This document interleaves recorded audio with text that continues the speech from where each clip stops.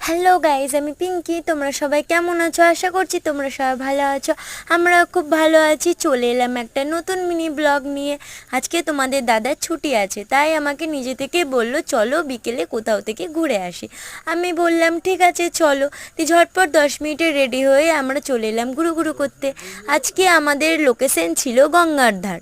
দেখো, তোমাদের দাদা এমন করে তাকাচ্ছে, মনে হচ্ছে যেন কতই না রেগে আছে আমার উপরে, কিন্তু না গাইস, তোমাদের দাদা আমার উপরে একদমই রেগে নেই। তোমাদের দাদার মনটা আজকে খুব ভালো আছে, যার জন্য ও আমাকে আজকে নিজে থেকে বলেছে ঘুরতে যাওয়ার কথা। তাই দুজন মিলে আমরা ঘুরতে এসেছি একসঙ্গে, খুব মজাও করলাম।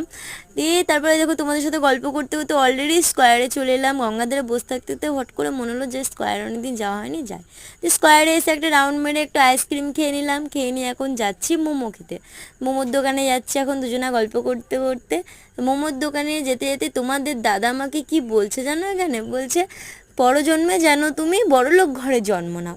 তারপরে তোমাদের সাথে গল্প করতে করতে অলরেডি আমরা চলে এলাম মোমোর দোকানে। মোমোর দোকানে চলে এসে আমরা মোমো খেয়ে নিলাম। মোমো খেয়ে নিয়ে এখন আমরা স্যুপ খেয়ে নিলাম। স্যুপ খেয়ে নিয়ে এখন বাড়ির দিকে রওনা দিলাম।